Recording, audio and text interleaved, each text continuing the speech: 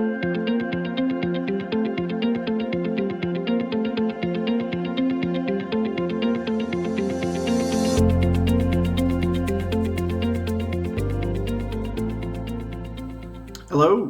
and welcome to Doc Talks. My name is Bill Spangler-Dunning, serve as the Regional Minister in Virginia. We do these kind of conversations for the sake of the whole church. And today we are having a conversation hosted by our own General Minister and President, Reverend Terri Hord Owens, around the topic of just sharing creative, innovative, and amazing ways we are responding to these different times. And so let me go right there and introduce our General Minister and President, Reverend Terri Hord Owens. Terri? Just wanted to be away from your screen for a few minutes over the weekend. And I just want to, first of all, let you know that the whole church is praying for each of you. Let me just share a couple of things that we're doing to try to keep in touch and try to generate ideas and resources. And then I'd love, the purpose of this is for you to be able to share some of the interesting and creative things that you're doing, and also share some of the challenges so that we can share with regional and general ministries and try to address those as we can.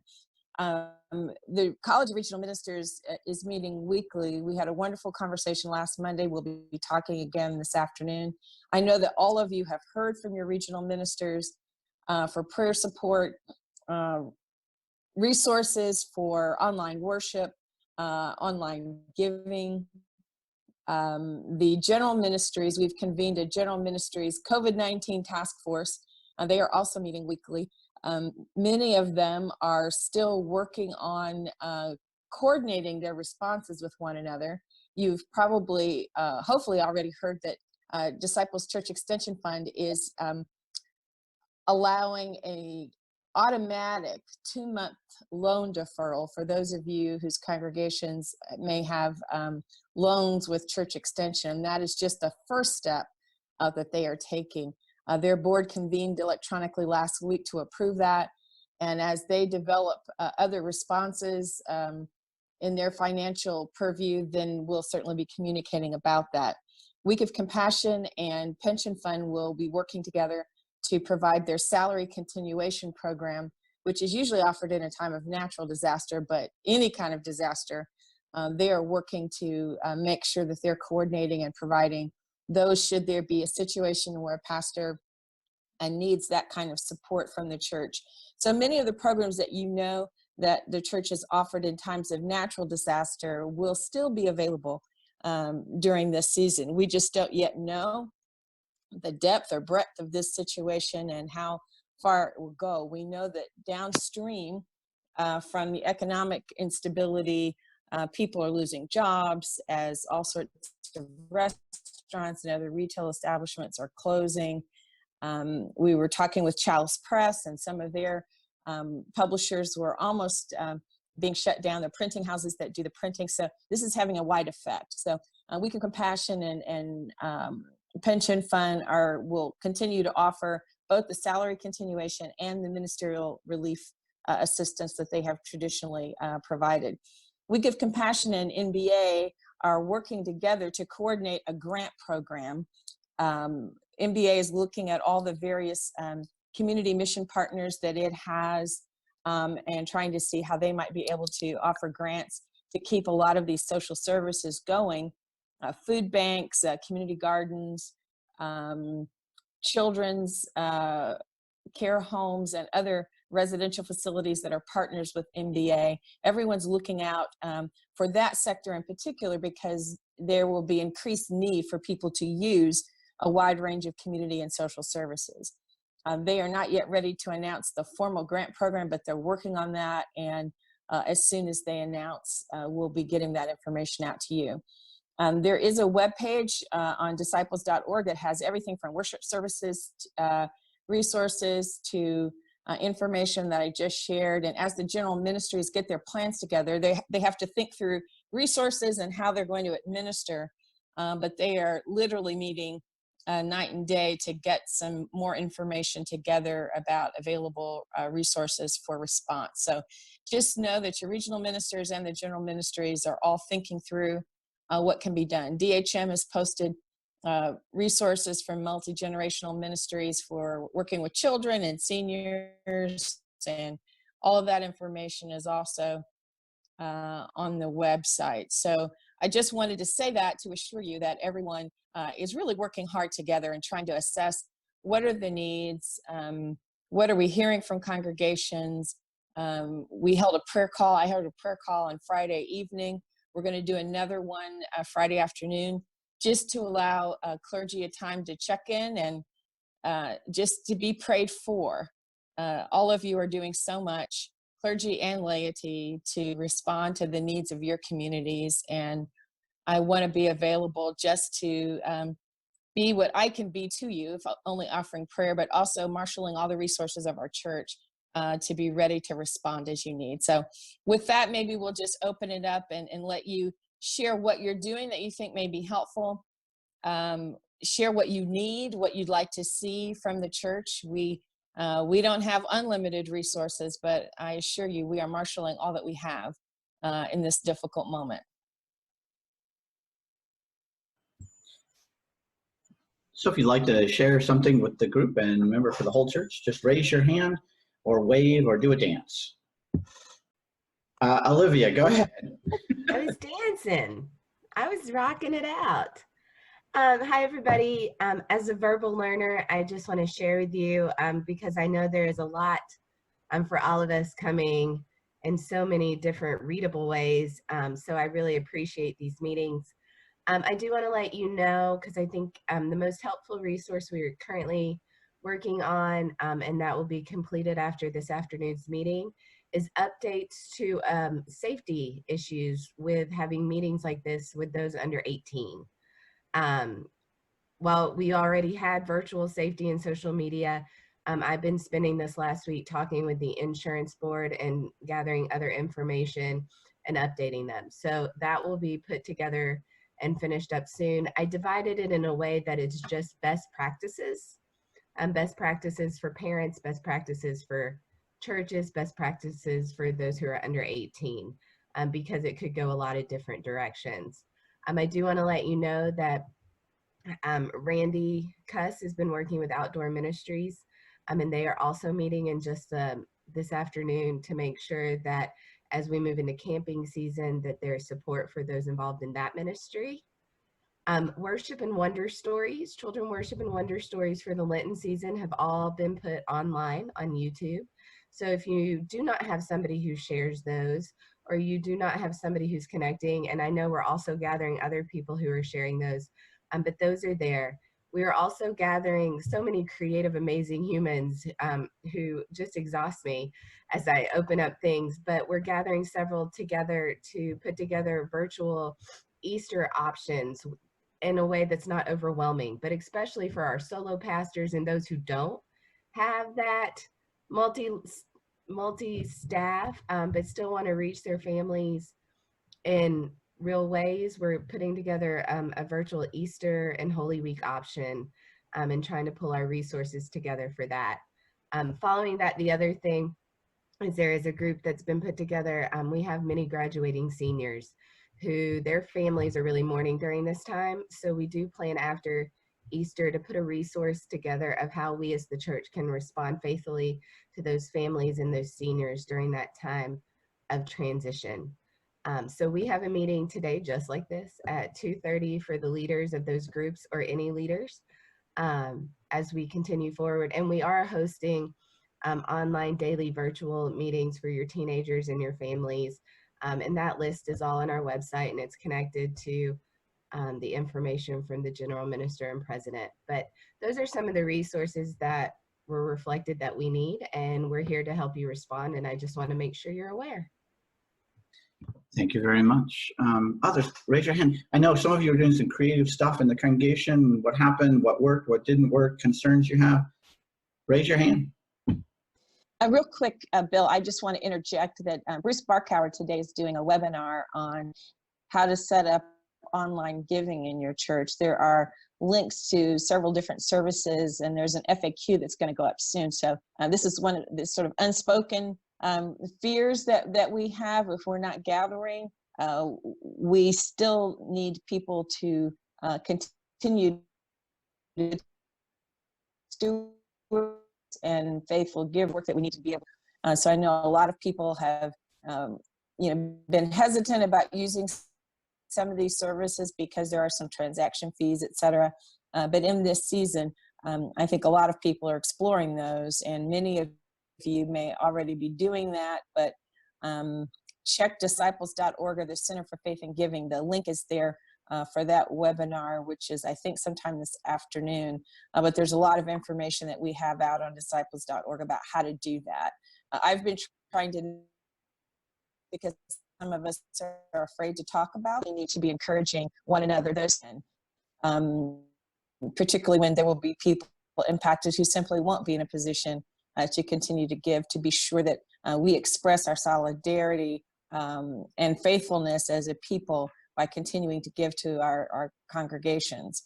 And that blesses the whole church if we do that. So those resources are out there as well.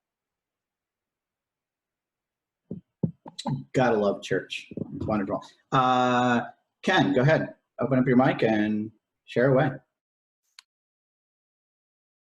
First, I want to thank you, Bill, and everyone for presenting the possibility of having worship via Zoom. Yesterday was our first worship service online. The impact, the result was tremendous. I had over 60 people, again, who came together in worship. The remarks I'm receiving from those who shared, we had one young man who lives in Trenton, New Jersey. He was a part of that conversation, a part of the worship. We had several down in North Carolina. And so it was a very spirited and warm gathering time. Mount Olive East Christian Church, Disciples of Christ in Martinsville, that's where we are. And so, I'm sorry, my little grandbaby's in the background. I can't talk. So if you hear somebody calling me, that's her, just forgive her. We are meeting today at 6 o'clock to discuss online giving, something I've been trying to do for the last 3 years. I have some very traditional folks who didn't want to see that happen. But I think now that they have seen what our worship is like over online on Zoom, I think now we are at a point that we can go full blown with online giving. And so that's something I'm excited about. There's something that we are meeting this evening at 6 o'clock to talk about. So thank you, Bill. Thank everybody. Our General Minister and President, thank you. Thank everybody who is providing means and ways that we can do church better. I'm getting off. That's excellent. Jennifer, go ahead and go next, and well, keep raising your hands, but Jennifer, you're next. Okay, I am Jennifer Saunders. I'm the Regional Office Manager and Executive Assistant in the Georgia region. And we have recently set up COVID-19 response pages on our website as well. We also have a virtual services page with videos and tutorials to help churches go virtual by whatever means that they have accessible to them. I also have a section on the virtual pages with links to congregations where they have sent me their links. So on our regional website, people can go and actually click into the virtual services for the various congregations. That's what we're trying to do in the regional office to keep all of our people together. And so that anybody that goes to our website has access to those various services. And I try to keep that updated. I was on it all weekend long updating. And I try to keep it, as people send me stuff and as I get things from the general church, I try to update those pages as like our governors and our local regional people update things. I try to get them updated on our website as well. So like I said, we now have regional pages for those resources at this time. Excellent, thank you. And Betsy, now seeing the hand, go ahead. Yes, thank you. One of our congregations that has been a long-time drive-in church, the Daytona Beach Drive-In Church, is not being so impacted by this. In fact, they're getting more people in their community who are coming because they're offering services in their cars. And we have recommended congregations look at doing that. You don't have to be in a drive-in movie theater to be able to hold worship services in your parking lot, in your cars, which will be a safe distance. People can either provide the communion through the individual packets, or you could have people bring their own communion. And so that still offers a way for some sense of community and yet some separation safely. Excellent. Keep sharing. Church, you are amazing. We can adapt during this time. So what else? Anybody else trying something innovative that needs to be shared or wants to share, or a concern to share that we might address in the church? John, go ahead. I had a pastor share this morning. He's in a congregation in a small town. Everyone lives fairly close to the church. They have a set of steps on their front entry to the church that's about 16 steps. He positioned himself at the top of the steps, and at the bottom of the steps was a box of communion supplies and a place for people to leave their offering. And he was going to be there for a certain time period, and people were invited to drive by and be greeted by the pastor, leave their offering if they wish, and picked up their communion supplies for a later service that would be streamed on Facebook. And he said the response just blew him away. How many people came out, received a blessing, prayer if needed, from about 12 feet away from the pastor, got their communion supplies, left their offering, and went home for a later service later that morning. I thought that was pretty clever, creative. It's another great story. Anyone else? Again, you can dance, wave, whatever works. Jennifer, go ahead and jump back in. I just responded to something in the chat where some of the people don't want to get on Zoom. But there's also, I put a resource on our webpage. It's called freeconferencecall.com, which allows them to set up, conference calls for up to 1,000 people, and it's free. It's ad sponsored, so you have to set up the account, but it's free. And when people call in, they'll hear like a short little 10-second blah, blah, blah, and then connect you to the call. So for those older congregations that don't like using Zoom and conference calling, video Zooms, Skypes, things like that, they can actually use that from their landlines at home, which some people like and some people don't. But for those that are not technology savvy or happy about doing the technology, it's an alternative resource. Excellent. Yeah, that is one thing that we've been struggling with. That's a good idea. And Michael is doing an amazing dance. Michael, you are up.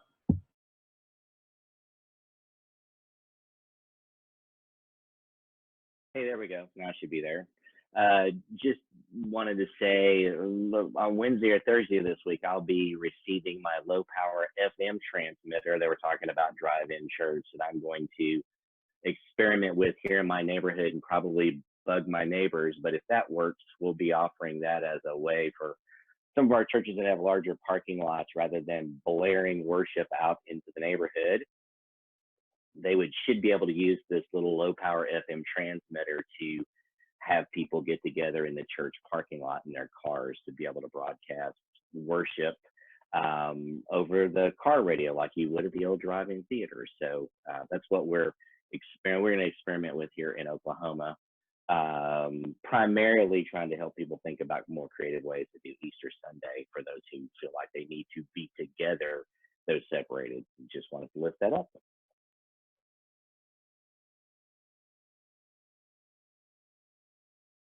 Hey, Bill, can you hear me? I can. Go ahead. Denise.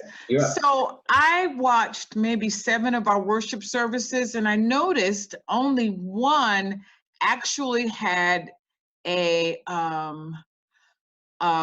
included or still included their offering invitation. So what do we say? People are, I don't know, people are afraid to ask for money online, or how do we help churches to figure out how to include offering? And maybe people sometimes don't push offering in their worship service normally, but we still have to really encourage people to practice that spiritual discipline in the virtual format. So did anybody else have that experience, or how are you helping people to make sure that they include offering in their virtual, and not just after? What I saw was that after the service, there was a donation button. And, you know, I'm thinking that people probably are not staying that long. I mean, I moved from church to church. So you guys give me some feedback on that if you have any ideas. All right. Anybody have any ideas for that? Olivia, go ahead. My church recently participated in the intergenerational curricula through worship of the Generosity Project. And it has a wonderful at-home element. It's not the answer to everything you're going to need in this conversation, but so often when we have these conversations, we think of them just in the form of adults. And so I can talk to the creator and list the at-home piece for families to talk about why we give and why it's faithful, and generously see that as a resource. Thank you. That's a great idea, Olivia. Ben, go ahead. Ben? So this Sunday, the first Sunday I did Zoom, we did not ask for an offering, but this Sunday I did an invitation offering in the same spot we normally do after communion. And one of the things that I did was to highlight the need for giving, not just financially, but of time and things like that as well, giving phone calls to each other to stay connected. I did talk about the financial part, but I think it's important that people hear that we need giving in a lot of ways as we are learning new and different ways of doing church. And that kind of also gives you a way to include the financial aspect as part of what you're doing, but it's not the whole thing. And I think it frees me up as the pastor to say, this is one part of what we need, but we need a whole bunch of stuff, and we're going to continue to grow what it is that we need as we keep going forward. Excellent. Ashley, I believe your hand is raised. Go ahead. Can you hear me? It's actually not Ashley. This is Beth Wendell. I'm the interim minister at Brookhaven Christian. It's just she set up an account for our church and her name shows up. So excellent. Well, go ahead. In response to what Denise was asking, we did give our regular invitation to offering last week, and just in the same spot that we always did, emphasizing an app that we use called Givelify, and also that you can still mail checks into the church. And we did have quite a few checks come in. I'm not sure how the Givelify piece worked, but in terms of more than our regular, I don't know if we had more people than normally giving through that method. I'll find out this week. But again, on this past Sunday, we did the same thing, except for, like the gentleman before me said, we also emphasized giving of time, because I know we've already had a few congregation members to lose their jobs, or to we have 2 hairdressers who aren't working because their salons are closed and things like that. So we emphasize, giving of time as well. So. Excellent. I'm going to go to Dean next. You're up. All right. Thanks. Appreciate the conversation being around maintaining that Christian discipline of stewardship. Certainly it's important to have a call to offering a response of that discipline during our worship services. We might take a cue here from the artist community. Several of my friends don't have gigs now, and so they're doing online concerts. And what they do is, in the description on their Facebook Live feed, they're putting a link to their virtual tip jar. So I would suggest that as we're doing these online worship services, put the link to your online giving in that description. That way it's always available when somebody comes into your service. That's excellent too. Such a rich conversation. I'm going to go to the Christian Church in the Southwest. I'm not sure who's behind that logo. It's me. It's me. Thanks. I wanted to go back to Michael Davison and see if he knows whether or not there's any FCC clearance that we need to get, or when you set up that FM transmitter, does it do an automatic clearance for the station? I mean, like, how does that work? And he may not be down that far the road, and so I just don't know. But I'd love to know if there's some legal obligations we have there. Yes, thank you for that question. I did look into it. Low power FM transmitter, as long as it's not transmitting more than a half to 3/4 mile in any direction or around the site, it is not FCC. You're not required to have a license to broadcast that. The one that I'm having shipped in says that in high power mode, it will broadcast a mile to a mile and a half, depending on the terrain. So like I say, I'm going to plug my iPod into it, because the one I purchased will allow you to plug in a soundboard to maintain the sound quality about hearing. And so I'm going to plug my iPod into it, turn on my Pink Floyd playlist, and walk the neighborhood with an FM transmitter or FM receiver and see what happens. Thank you. Mike, go ahead. You got to open up your mic.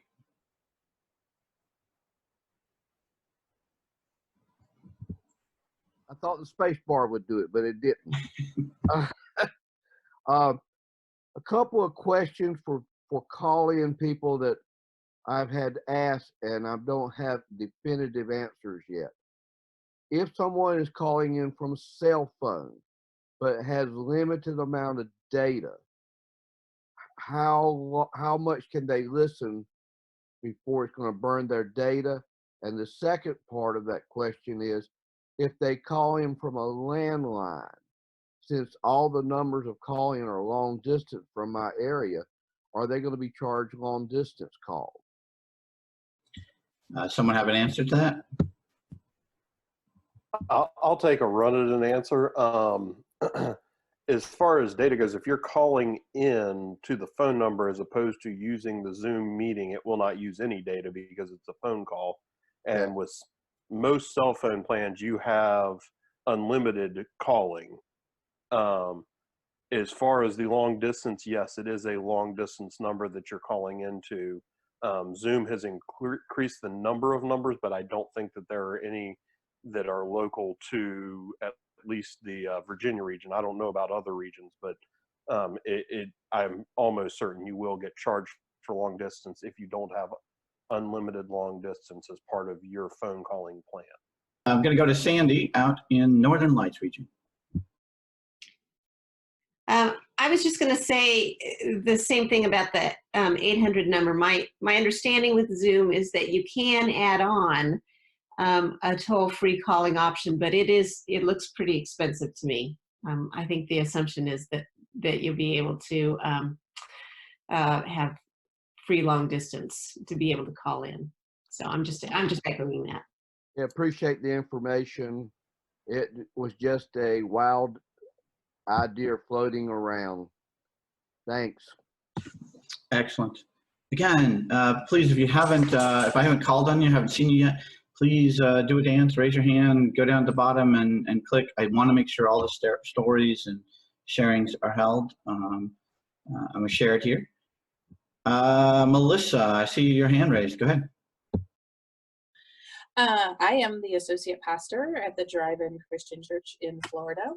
So props to everybody trying to make that work. And I just want to reiterate, we broadcast about, on a sunny day, a mile to a mile and a half, and have no issues with FCC regulations. Been doing it since 1953. So they haven't found us yet. They're not going to.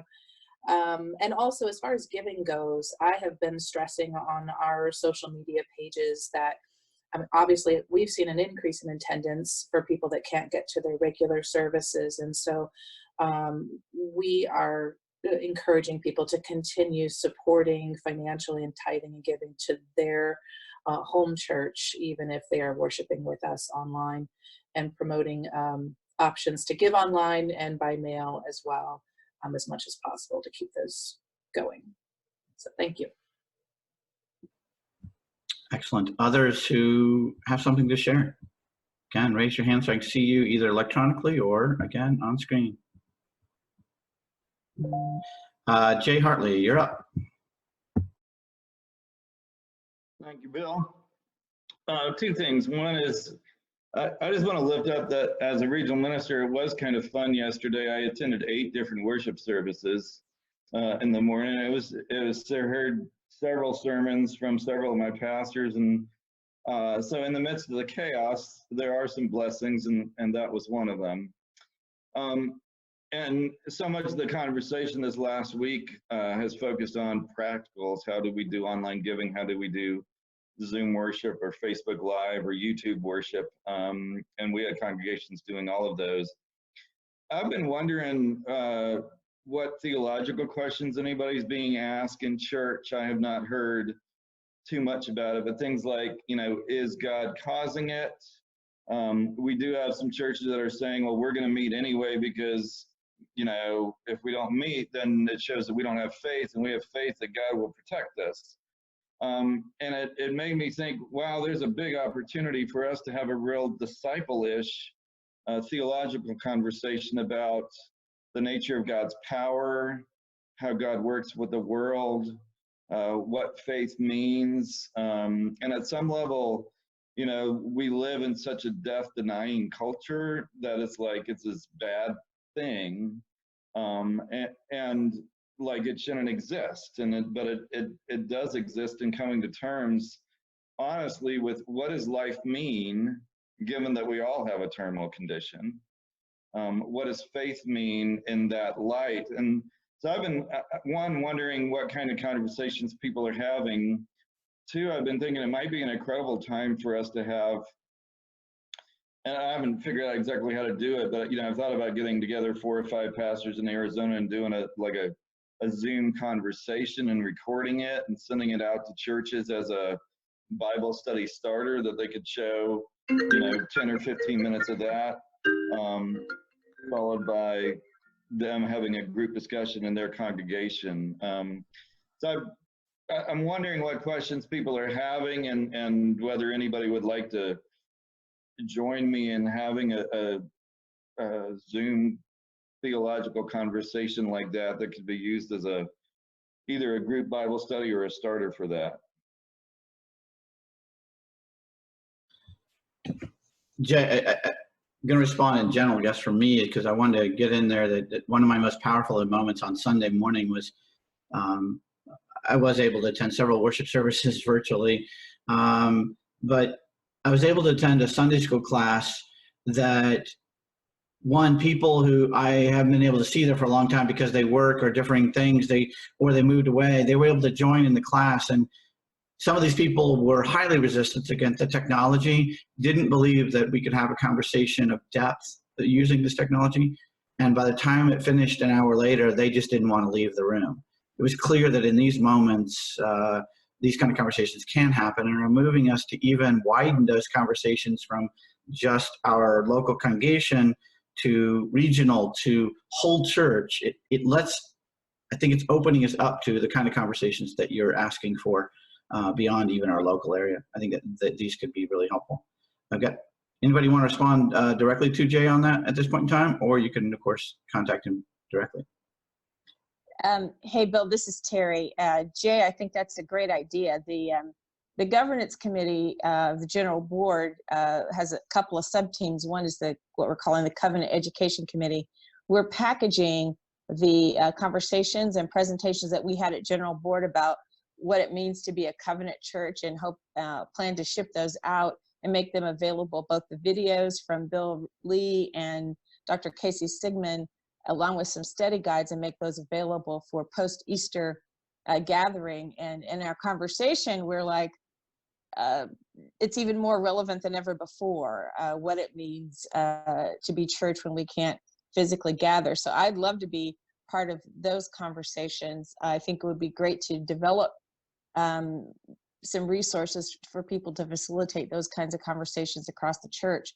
And I'm doing weekly little short video clips, and would be happy to maybe think through how we introduce some of those themes and speak to some of those things in the weekly messaging that I'll be doing to the church. But I think people are hungry for conversation and connection in ways that we would never have imagined. And I think it is definitely the time to be having those kinds of conversations. I have an 82-year-old mother-in-law who we've almost had to strap to her house to keep her from going to church, because she just thinks that if she doesn't go to service, somehow she's being unfaithful, and that God will take care of her, etc. So we have, just as we have great theological diversity in our church, we have a wide range of responses to those particular kinds of questions. And I think that resource would be just great.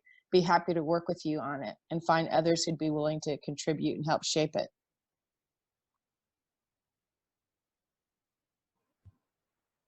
Excellent. I'm going to go to Jim Pence. He's been waiting a while. Go ahead, Jim. This week was the first time we had missed, and I used just Facebook Live.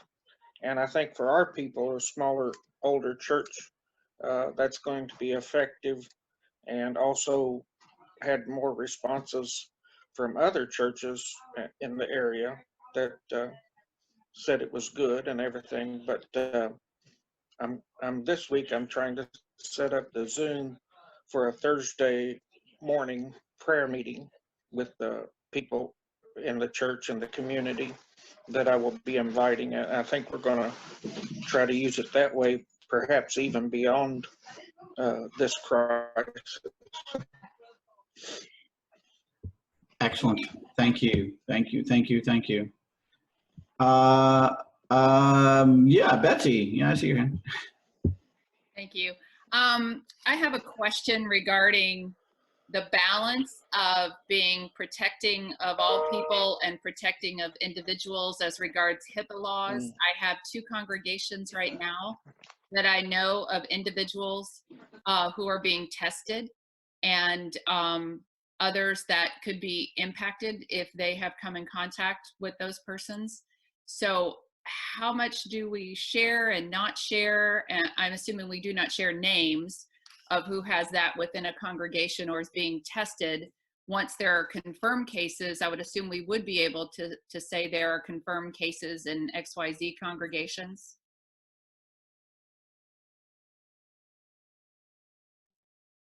Does anybody have any information on that fine balance of protecting the congregation, protecting the individuals, yet sharing overall so we're not infecting others who may have come in contact with those specific persons?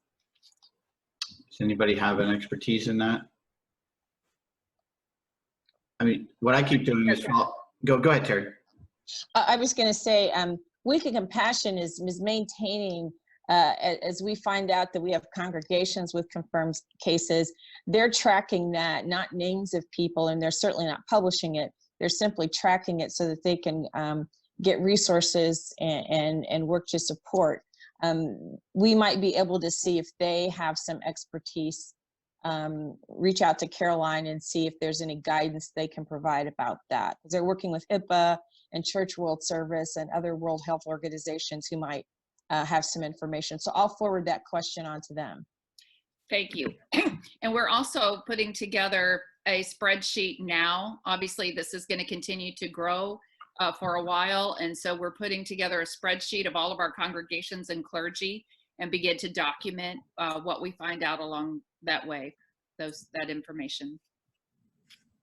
Yeah, and I would encourage you to share that with Week of Compassion, again, just so that they can see where the need might be either now or later. They're treating this as a disaster, and which it is. And so if you can share that information with them, they will treat it with the utmost confidentiality. Thank you. I'm going to go to Bill Rosheim. You're next. Thank you. Just want to raise 2 things. We have several in our region who are recently arrived refugees who are part of disciple congregations. Also, some of our congregations where languages other than English are the primary languages, and many of those folks who have been working in the service sector are now finding themselves unemployed, and especially those who are undocumented cannot apply for unemployment insurance. Just want to raise that issue. I want to throw a thank you out to Lori Tapia, who reached out to all the Spanish-speaking congregations, had them on a special conference call, and they found that to be very, very helpful. But I want us to remember that we've got some folks that are having a difficult time. Also want to encourage us to think about what are we learning long-term about our current covenant relationships and structures. We're discovering that in the midst of this, that there may be some things that we are doing, some structures that we have in place. Also the strength or the weakness of our covenant relationships with one another. I would just invite us to take notes. I have a hunch that there are going to be some wonderful opportunities for follow-up conversations in the future. I'll go offline. Thank you. Thank you, Bill. Chris Morton, go ahead. I was just going to say thanks to Betsy for naming that whole question of naming names. In our instance here in Nebraska, we had a men's retreat where the resource person was in a meeting with his minister. When he got home at 6 o'clock that night, he found out that his minister had been diagnosed positively. So now we have a resource person who's with a group of men who now disperse to a group of churches. I don't know how you do that without naming names. But you got to call into I have to call into those churches to say, one, warning, this may have happened. Two, are you hearing anything from people in the church? And please let us know if you are hearing anything. So I think there's a delicate balance and a reasonableness. Then, boy, that gets really tricky, I know, really fast. But at this point, it's not a HIPAA concern because it's not really a medical thing. I'm not sharing any medical information other than this person knows that he has been with somebody who has been positively diagnosed and now has to self-quarantine. Some of the men are self-quarantining is what they've done. Thank goodness. But we're still learning as we go.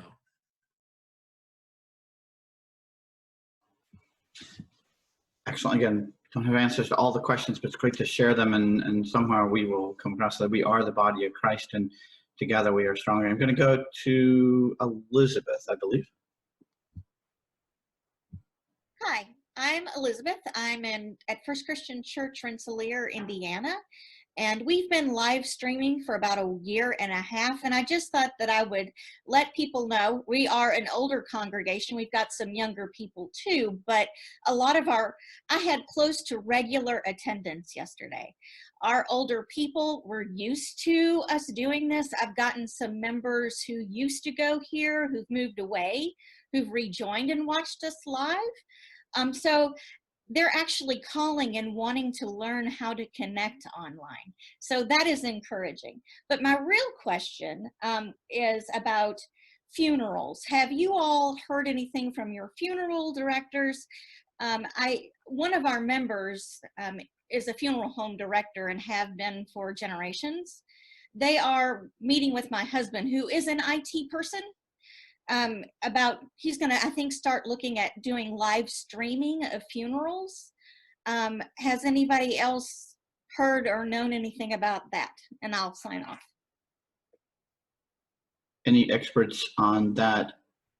I know 15 years ago, I actually, in the infancy of video, did that for some of my relatives that couldn't come up from Florida for a family funeral in Iowa, and it was greatly appreciated.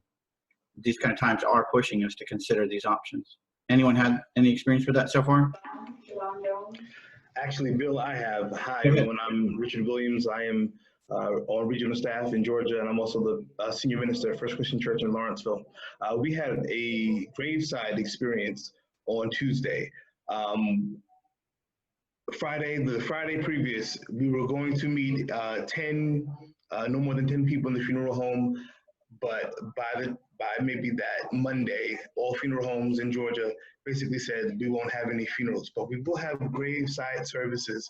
So we had social distancing at the graveside service. We were pretty spread out among everyone, and they're recommending that everyone has a cremation for now, and then a celebration of life service afterwards.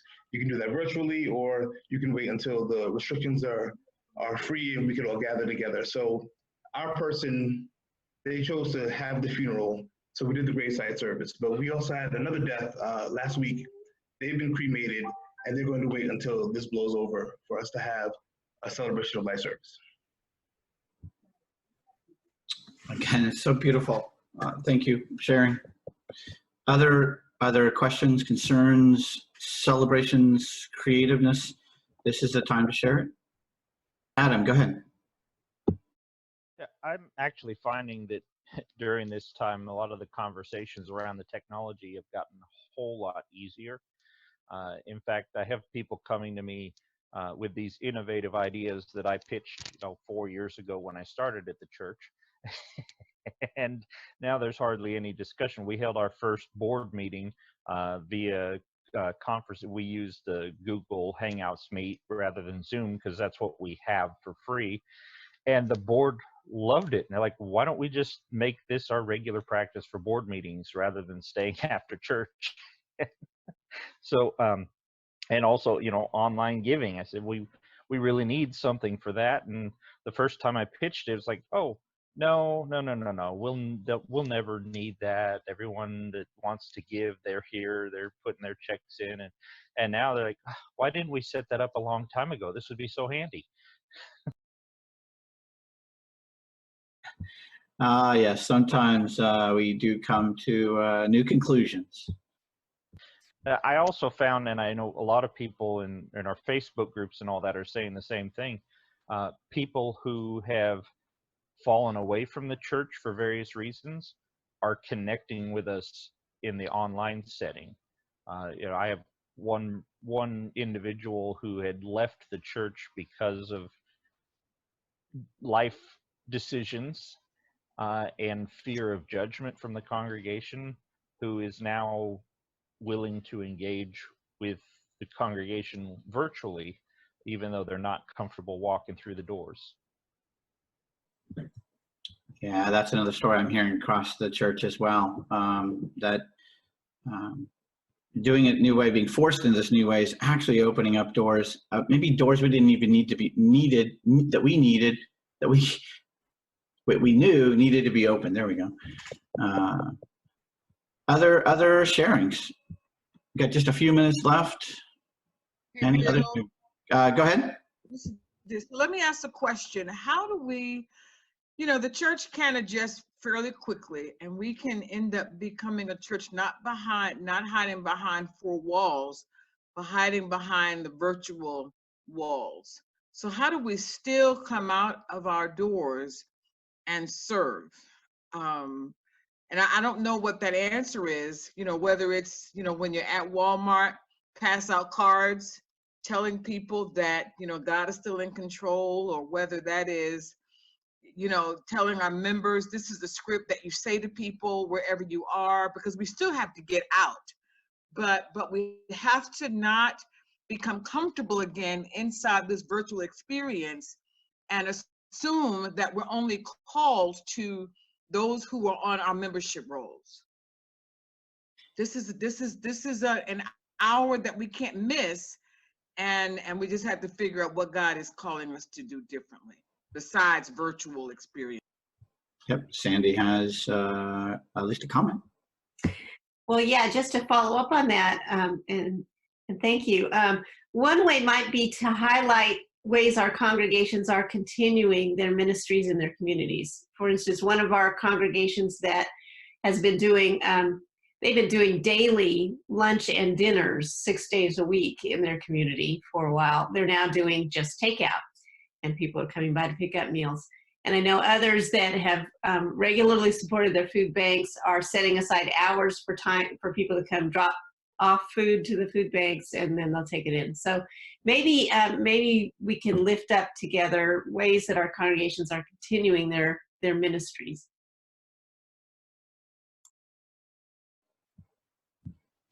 It's really, this is right on the edge of one of the issues I struggled with in trying to introduce video conferencing to the church several years ago, is that people said if we start doing virtual, we'll just isolate ourselves, and they wanted to always be together. And my experience was the church wasn't getting together. It's having a hard time gathering people together. But once we met on video like this, had deep conversations, saw each other, it increased those live kind of experiences together. So I'm thinking in tandem here. I think once we come out of this, I think it's going to be a real Easter. I think that we're going to have introduced to new people and connected us across so many different lines. I think we're going to be stronger, and we're all going to want to be together in space again. So I'm hoping for that. All right. Any other comments? Otherwise, I'm going to give the last word to Terri as we close today. For all that you all are doing and the ways in which you're showing up in new and different ways. At the General Board, my State of the Church address involved a challenge to find the courage to imagine that the church could be different and imagine what the world would look like with the different kind of church. The permission to change God has already given, and freedom to move beyond our fears. That was on February 22nd. Who knew that in a few short weeks we would have the real opportunity not just to think about those things, but to be required to move and act in bold and brave new ways. So I pray that that courage and that creativity continues to be there. I think it offers us, as Chris and Jay were talking about, just new ways to think about who we are as God's people and the ways in which we have to show up, and how not to let, as Reverend Denise mentioned, not to let these new walls keep us from being who we are called to be in the wider community. So I'd just like to offer a brief prayer, maybe, if that's okay, Bill. And we'll go on about our busy way. Be sure to take some time away from your screens, people. I'm finding that is a health, a new health personal care requirement. So let's pray, shall we? Gracious and loving God, we thank you for these who have gathered, and so many others who weren't connected on this call but are working so hard to minister to your people, to serve within their congregational communities, to find new ways to gather, to give, new ways to serve.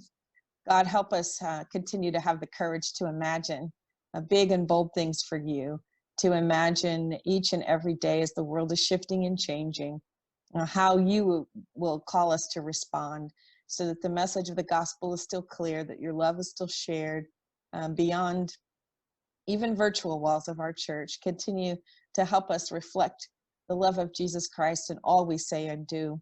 Be with our families, the loved ones that we are now spending more time than ever before with at home.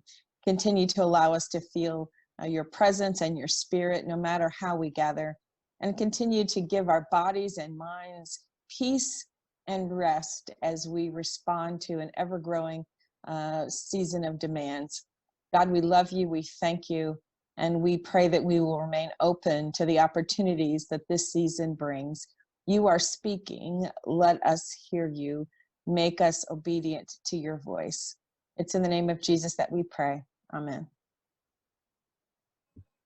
Amen. Thank you all. Have a great rest of the day, and do take some time away from your screens.